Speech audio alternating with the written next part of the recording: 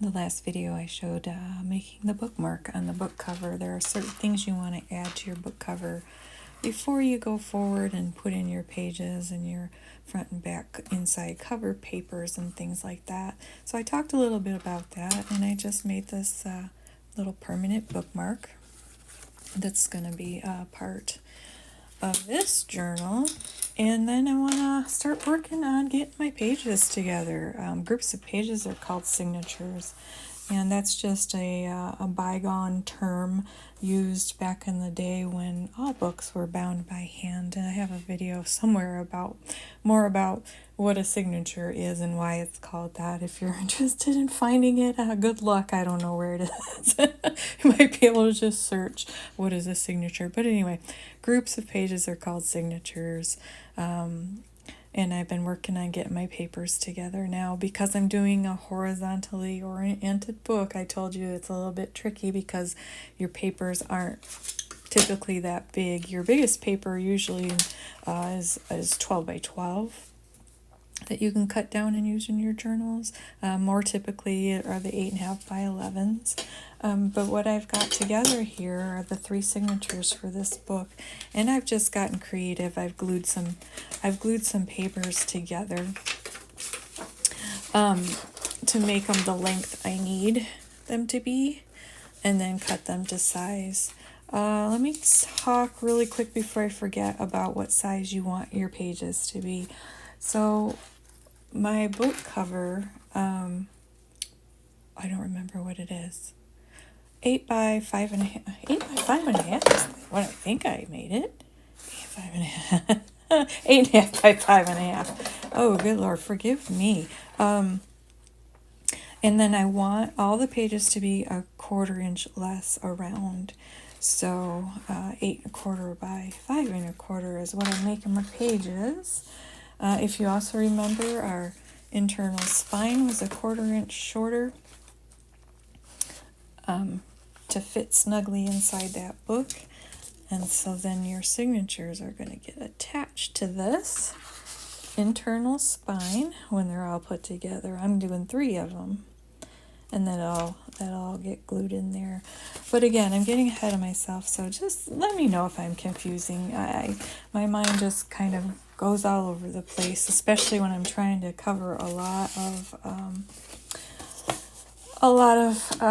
instruction and topics and things. So, but I'm getting my pages together. Now what I'm doing is pulling out different papers that go with my theme and my color scheme. Everything I do is going to have like a vintage feel to it. And so I like a lot of browns and golds and rusts and tans, and along mixed in with the colors. The pinks and greens are what we have going on with this book mostly. And then my theme is also going to have birds and butterflies and flowers, maybe a little gardening stuff here and there thrown in. And that came from this piece of vellum that I printed off. So this first signature I've put in, these aren't done yet, and I could switch all the pages around until I get them the way I want them. But so far in the first signature, I have this piece of vellum, piece of cardstock, this piece of parchment that's going to get sewn in like this. So far this is the center of my signature, and this is where the sewing will happen. And then what I'll do is I'll close this up and make it into an envelope.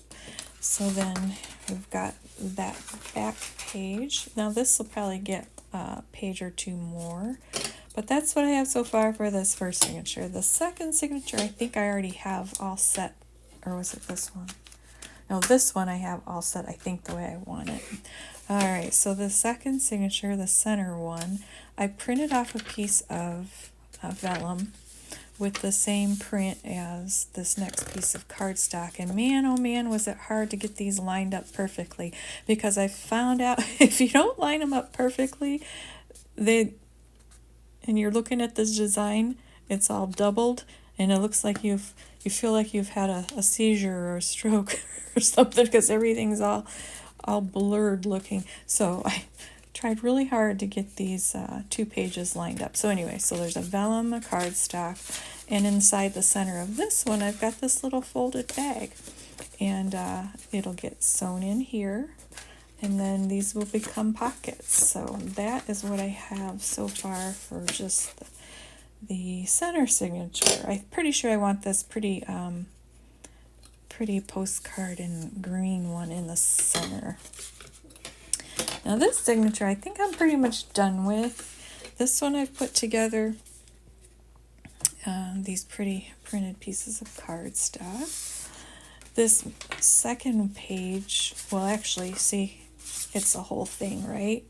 So what I've done is I haven't cut it all the way off to size. I've left a flap here, and then on the inside it's this, and then on the back side I didn't cut it all off. I just folded that up, and that's going to become a full page pocket.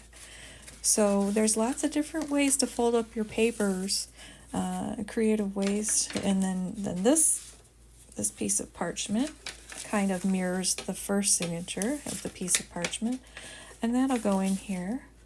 And I don't know, I might cut it off, I might put a notch out and make a pocket at the top, a pocket at the side, not sure yet. So then there's another piece of the cardstock and this pretty vellum. I really liked this bird, this piece of vellum. This is from an old Tim Holtz vellum pad that I had. They're 12 by 12s, but I really like that bird there.